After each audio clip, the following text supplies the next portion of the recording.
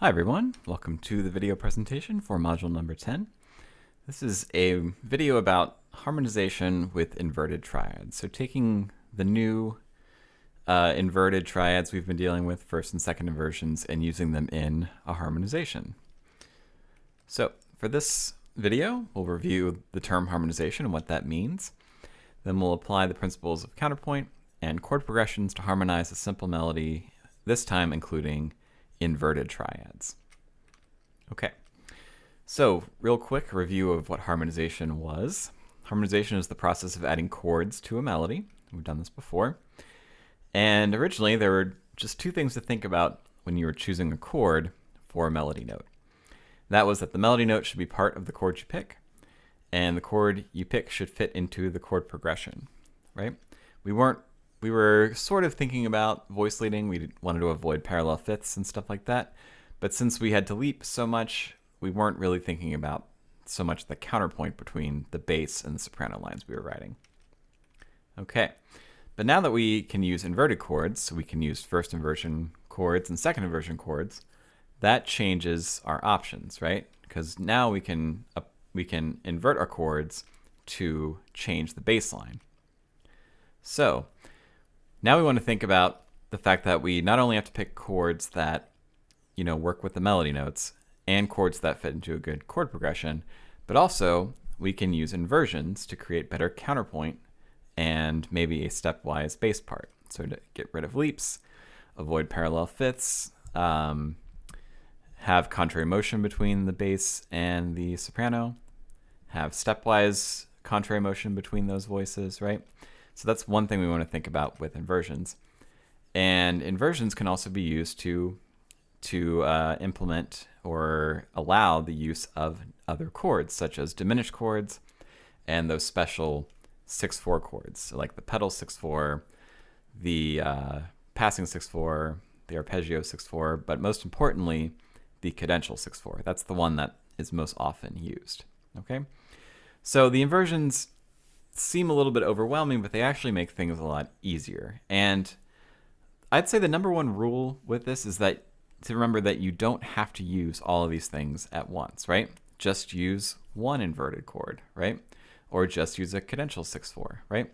Keep things really simple. And, we have a bunch of options, but that doesn't necessarily mean that we need to use all of those options and cram them all into one example. So that's really what I'm going to do, and what I recommend you guys do too, is just choose the ones that you like, right? Use your ear, pick the ones you like, and just use those. And that keeps things simple. Okay, so here's an example. This little melody is in the key of B minor, and I'll play it for you first, and then we'll work on how to harmonize it.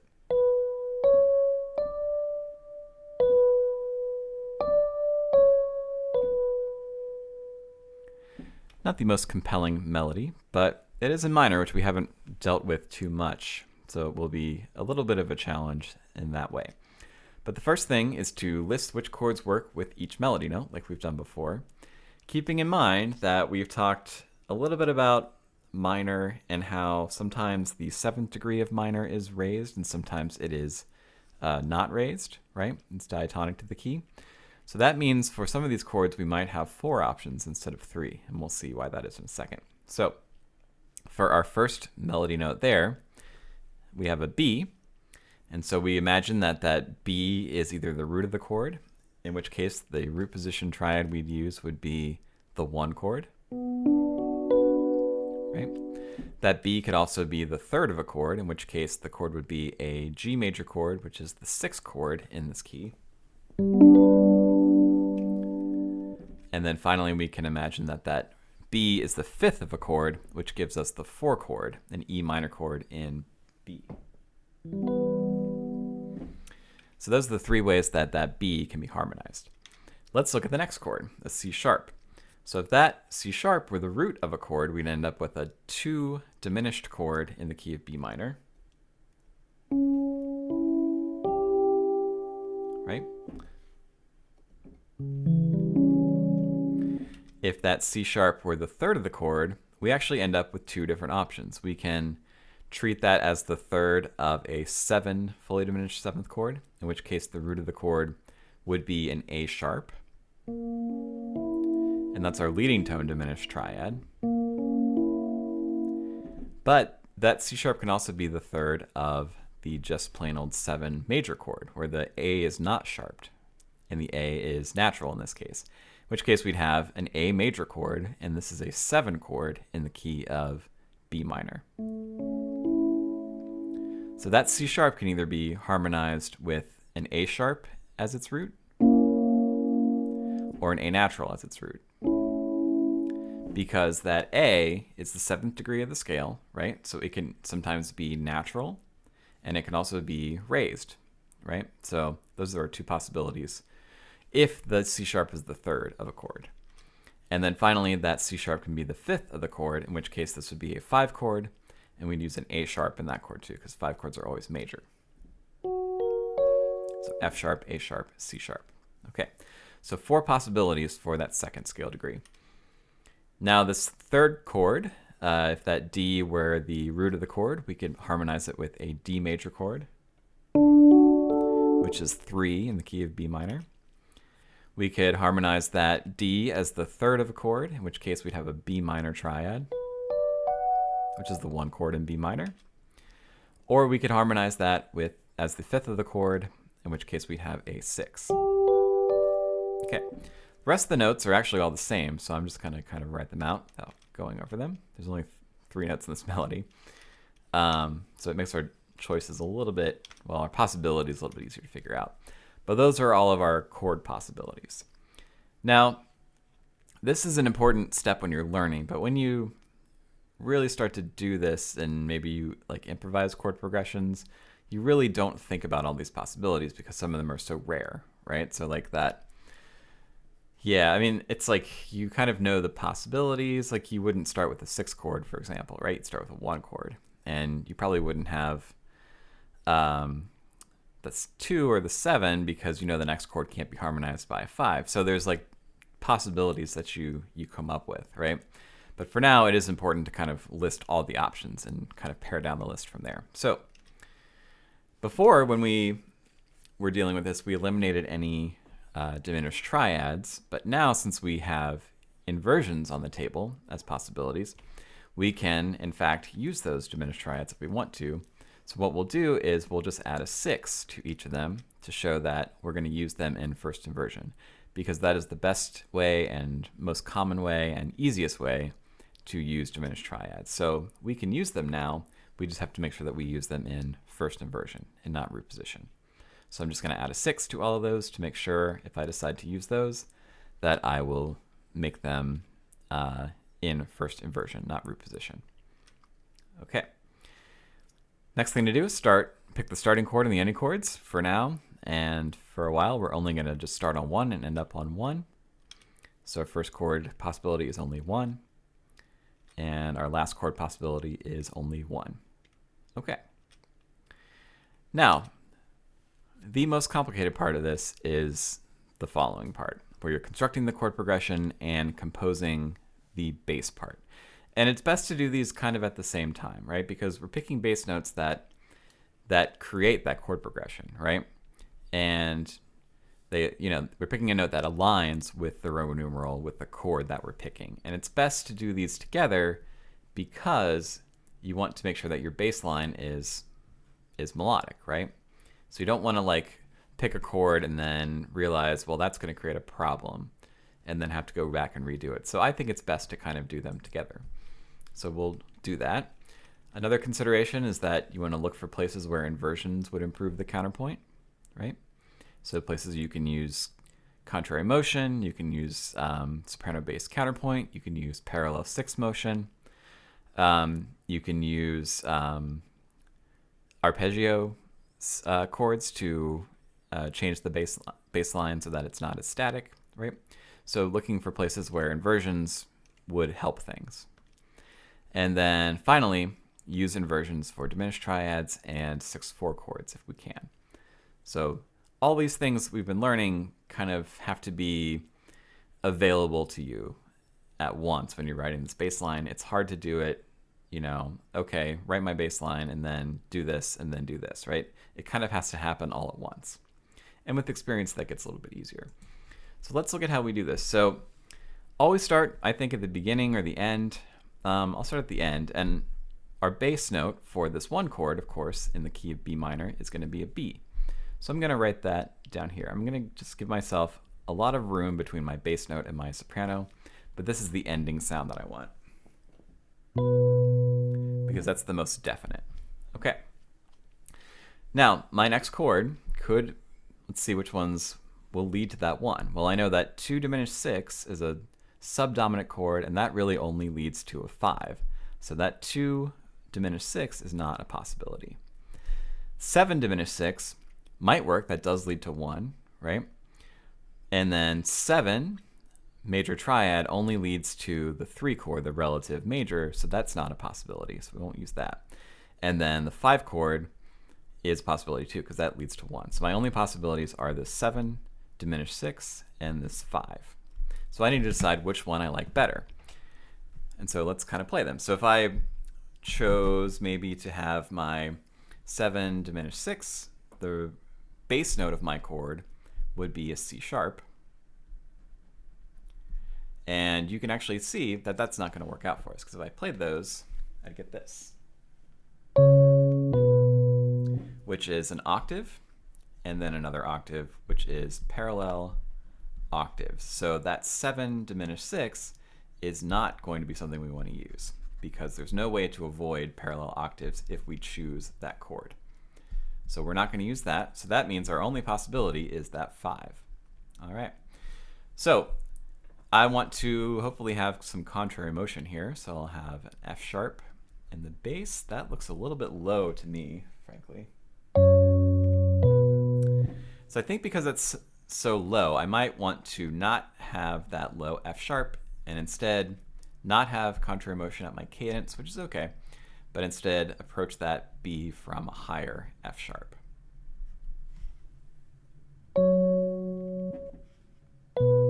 Which is okay, I think. Okay. And there's no parallel fifths or anything. That's a fifth followed by an octave, so that's going to be okay. We'll just have to make sure that we are careful about having some contrary motion in there. Okay, great. So that was our chord for that. Now you could back up, and at a cadence, whenever we have a 5 chord, we want to try to use a 1-6-4 chord if it's possible. And in fact, we could go through here and eliminate which chords work if we really wanted to. So that 3 chord, that's kind of like a tonic. That could lead to a 5, right? That 1 is a tonic. That could lead to a 5. That 6 is also like a tonic. That could also lead to a 5. So any 3 of those chords would technically work. But, you know, we have to acknowledge that we're trying to write stuff in a certain style. And something that is really common in the style of music that we are trying to emulate is to have a 1-6-4-5 progression, right? And that's the cadential 6-4 pattern. And whenever we have a cadence, that's just something that we need to be aware of as happening, and if we can use it, we should use it because it sounds good in this style and makes things nice. So in this case, there's really no technical reason, right? No rule that says we have to do it, but since I like that sound, I'm going to use it. So I'm going to use a 1-6-4 here instead of any of these other chords. So my decision in this case was not based on any rule or technical thing. I just like that 1-6-4 sound, so I'm going to use it. So my ending is this, right? Which is nice. And if I kind of fake harmonized it, right, that sounds pretty good. Now if I had used like a 3, it might be something like this, which is a little bit off-putting, I think, with that relative major. Maybe a little bit stands out a little bit too much. The 6 chord would have created parallel fifths, right? So if I had used that 6 there, I would have had to write a G unless I inverted it,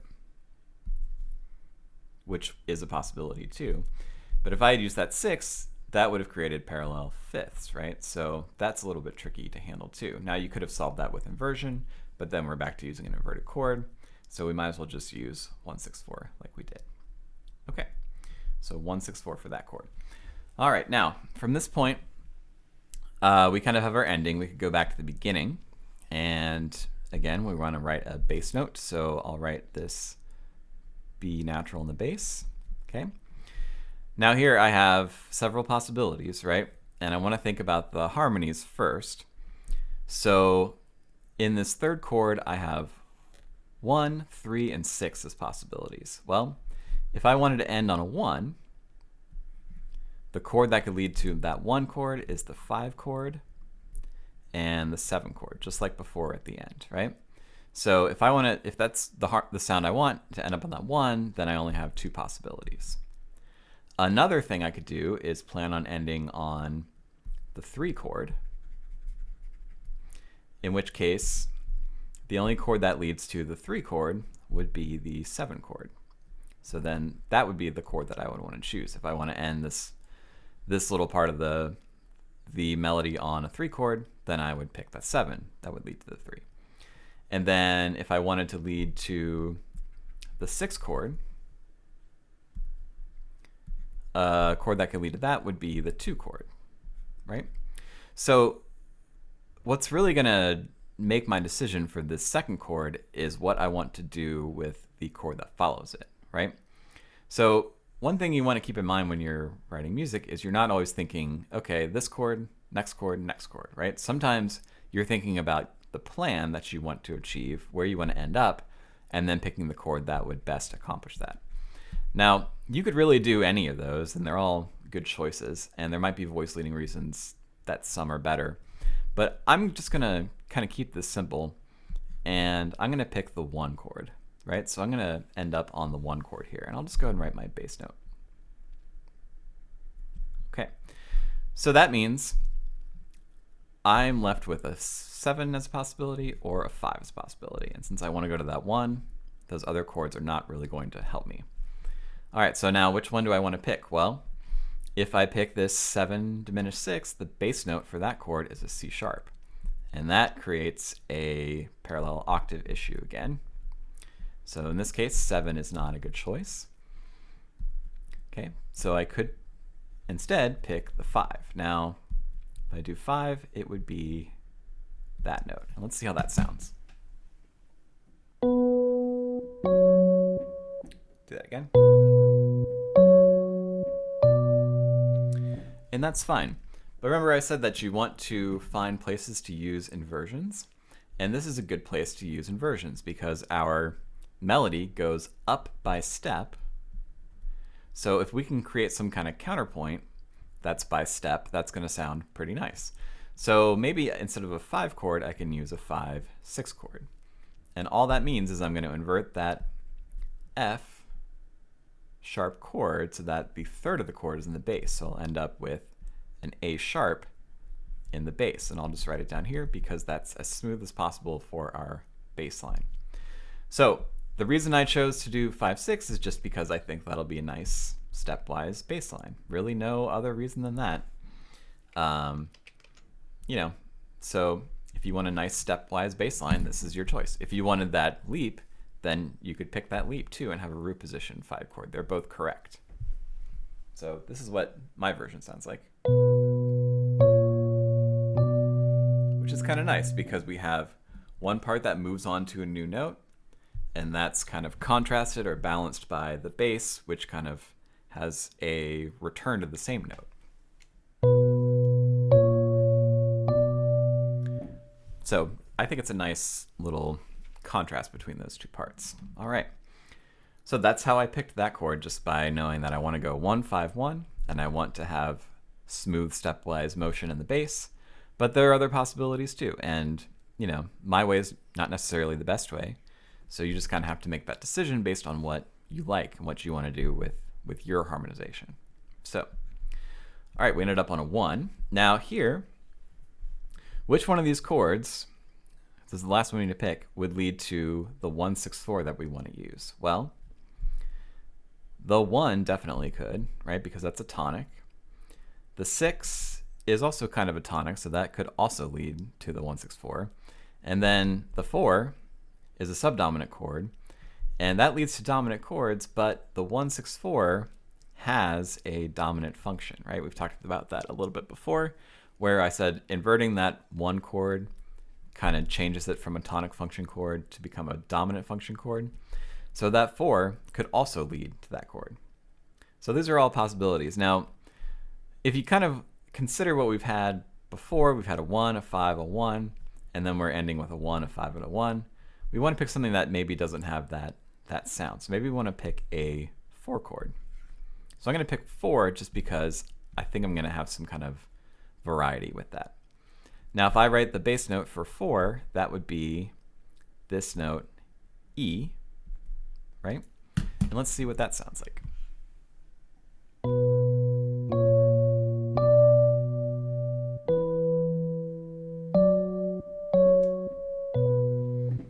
That sounds fine. There's absolutely nothing wrong with that. Now, so you could keep that. If you wrote that in there, that's a perfectly great harmonization. And you've used a first inversion chord, you've used a second inversion chord. So that's great. You could definitely do that. And that's fine. There's nothing wrong with that. Now, what I might want to do is, since I know that I kind of like having counterpoint, and this is a little bit of a leap, what I could do is maybe invert that 4 chord and change it into a 4/6. And let's see what happens if we do that, if we just do that to change things up. So I'll invert this, and now my bass note will be a G instead of an E. That's the 3rd of the chord. And I see I've created a bigger leap, so maybe I want to fix that by maybe lowering that G an octave and ending up on that G. And then maybe I want to have this F sharp lower an octave. And now I have a leap in the soprano followed by a step in the bass, and I have sort of this 3rd here. So maybe let's see what the bass line sounds like now when I do that.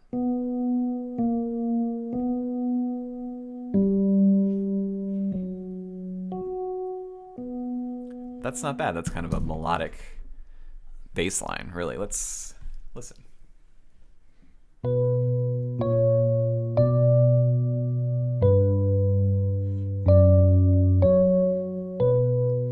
So to me, having that 4/6 gives us a little bit more of an interesting shape to the bass line. Now, there's absolutely nothing wrong with our first version, right? Both versions are great and would work well. And who knows, I might run into a problem when I try to write my inner voices for this. But for now, just based on that bass line, I like that a little bit better. I think it's because I like the step here, and I like the leap of a 3rd here. That's a nice little contrast, right? And we have contrary motion going into that kind of high point in the melody, right? Well, not high point, but significant point in the melody. So I kind of like that. So that's what I'm going to keep. Now, most of the decisions I made here were based on things that I liked, right? And not necessarily things that were correct.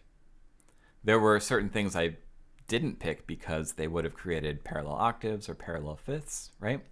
But really the guiding principle was, well, I like this sound. I like what this does. And that's really what we're trying to do here. And you'll kind of come up with things that you like and things that, you know, sound good to you. And that's really what you want to do with harmonization.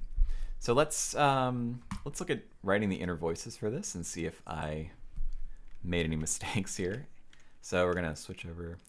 So the final thing to do would be to write the alto and tenor parts.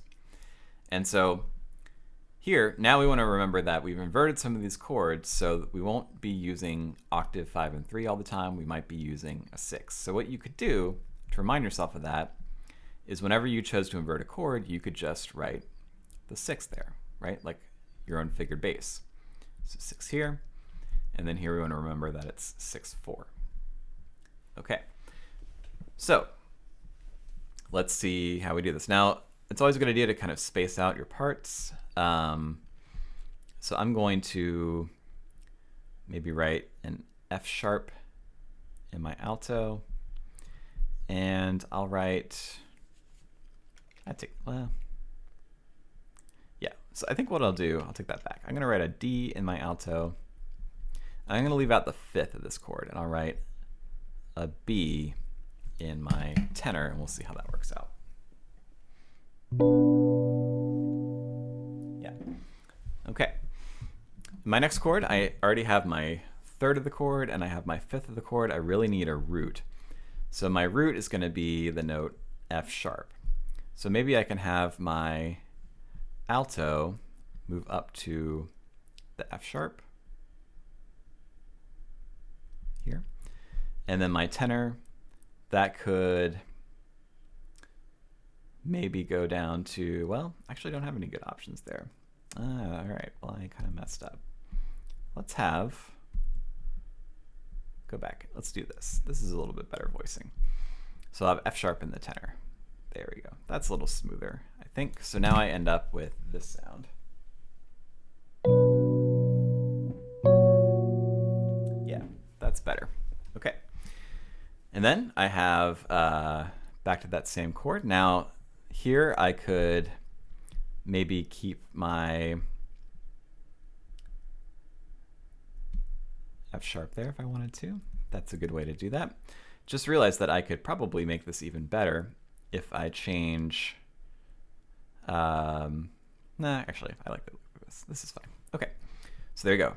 Voice that chord. Now in this next chord, I have my third already. I have a B in my soprano. So that's fine. I need the root, which is the E. So I could get that by moving my alto down to an E. And then maybe have my tenor move up to a G and double the bass. So now I have this.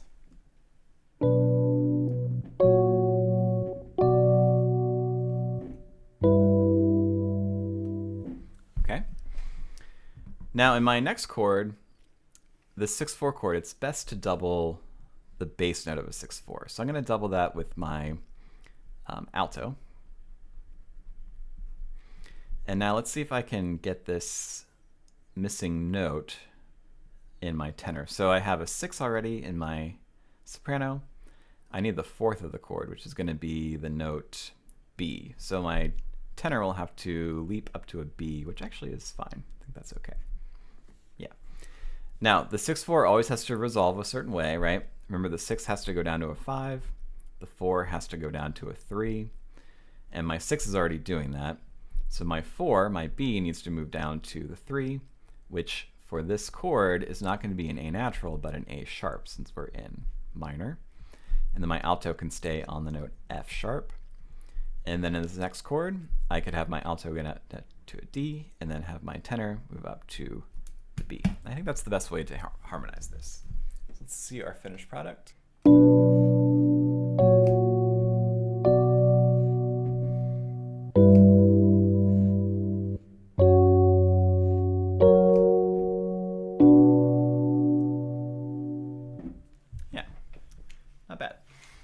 Okay, great. And you know, I didn't do anything too fancy. I just, harmony-wise, right? I just used a 1 chord, a 5 chord, a 1 chord, a 4 chord, a 1 chord, a 5 chord, a 1 chord, right?